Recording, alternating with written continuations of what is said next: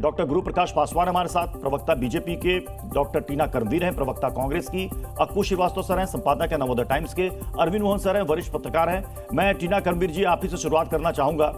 आंकड़े के आपके पक्ष में अभी अखिलेश यादव का बयान आपने सुना, उन्होंने कहा कि नतीजे आने दीजिए, वो हमारे हक में आएंगे। कैसे आएंगे? क्या क्रॉस वोटिंग होगी? क्या एनडीए से कोई घटक दल आपकी तरफ वोट करेगा?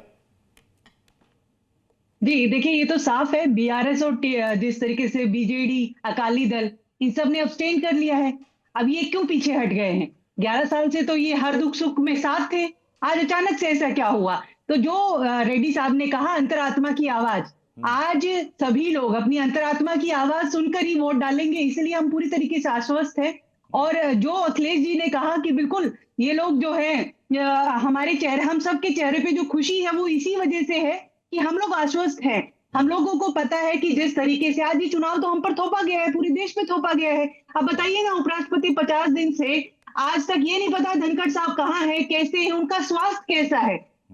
आज ये चुनाव जो है थोपा है देश के ऊपर, टैक्स पेयर का पैसा खर्च किया जा रहा है, क्यों? कहाँ गए अभी वो? और अचानक से जो है ये लोग ऐसा ही करते हैं। ये लोग कब किसी को मक्खी की तरह निकाल के दूर में से फेंक देंगे, यही करते हैं। डॉक्टर गुरु प्रकाश, अखिलेश यादव कह रहे हैं नतीजे हमारे हक में आएंगे, डॉक्टर टीना कर्मी कह रहे हैं कि एनडीए के सांसद आज अंतरात्मा की आवाज सुनकर के इंडिया ब्लॉक की तरफ आ जाएंगे। तो आज एक दिन में लग रहा है कि अगर इनकी बात माने तो कई लोगों की अंतरात्मा आज बदल जाएगी।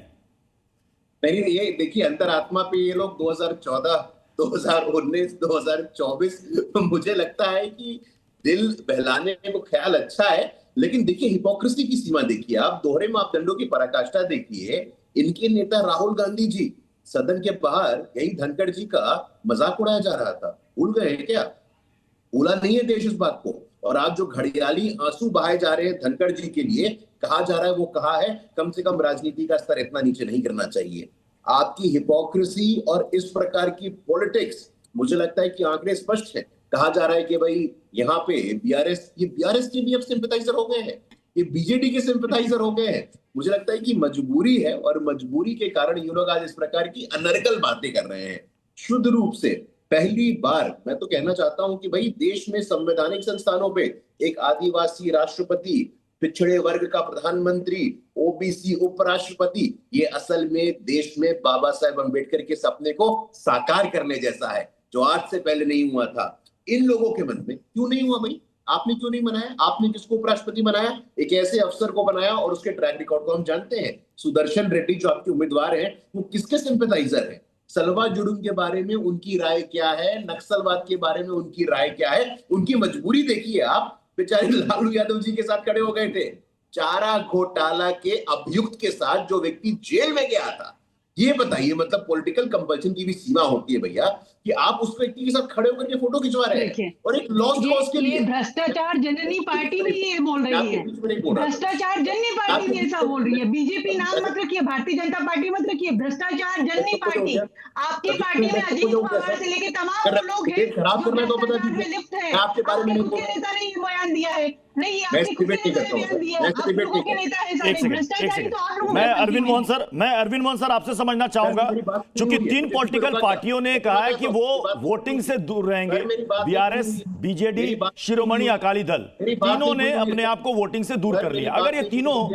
अगर ये तीनों साथ भी आ जाते। पूरी हुई है, मुझे बीच में रोका गया, मैं इनको शांतिपूर्वक सुन रहा था। मैं चाहता हूं कि मुझे आप अपनी बात जल्दी से पूरे करें डॉक्टर गुरु प्रकाश जी, जल्दी से। मैं किसी के बीच में बोलता नहीं हूं, और मैं आशा ऐसे ही रोकेगा, क्योंकि संसद में आप लोग यही करते हैं। एक एक करके बोले, आप जल्दी से अपनी बात पूरी करें। 2 मेहमान और मेरा इंतजार कर रहे हैं। डॉक्टर गुरु प्रकाश, कांग्रेस पार्टी के संस्कारों का परिचय दे रही है। कांग्रेस पार्टी का संस्कार ही है देश में आपातकाल लगाने वाले के नेता दिखा रहे हैं संस्कार, कितनी गालियां देते हैं, क्या करते हैं, सबने देख लिया है किस तरीके की गालीबाज पार्टी है आप लोगों की। Please Tina ji, doctor Guru Prakash ji, sir, अगर ये तीनों पार्टियां वोटिंग में हिस्सा लेती भी, और अगर एक पल के लिए मान भी लिया जाए ये अगर इंडिया ब्लॉक की तरफ भी आ जाती, तो भी तो आंकड़े उनके पक्ष में नहीं आ रहे थे। बात पूरी करूं प्रत्युष जी, अगर असल गणित जो है वो प्रकाश जी, मैं आ रहा हूं आपके पास, आऊंगा आपके पास। प्रत्युष जी, ऐसे नहीं होता है, मुझे डिस्टर्ब किया गया मेरे बीच। हम जो गिनती कर रहे हैं असल में ये व्हिप वाली गिनती है। और असली बात यह है इस चुनाव के लिए कि इसमें व्हिप नहीं होता है। व्हिप एक तरह का बाइंडिंग लगा देता है हर किसी को वोट डालने में। मेरे ख्याल ये आजादी है और इसको क्रॉस वोटिंग नहीं कहना चाहिए। ये देखना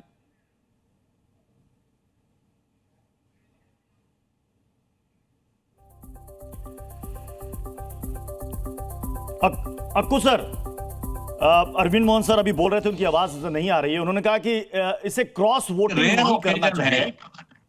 ये एक रेयर ओकेजन है, मैं मानता हूं कि उपराष्ट्रपति का चुनाव रेयर ओकेजन, बहुत कम ओकेजन ऐसे हैं जिसमें लोगों को ये फ्रीडम है कि वो अपने मन से वोट दे दें।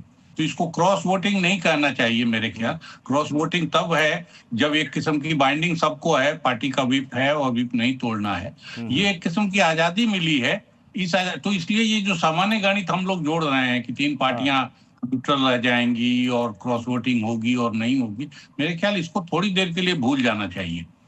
और इस सब के बावजूद मैं मानता हूं कि अभी भी एनडीए का अपर हैंड है और उसकी वजह सिर्फ ये नहीं है कि उनका वोट ज्यादा है। उसकी वजह ये है कि उन्होंने कैंडिडेट एक प्रोसेस से ढंग से चुना है जी। उनके पास मैं तब से देख रहा हूं जब से जी न्यूज़।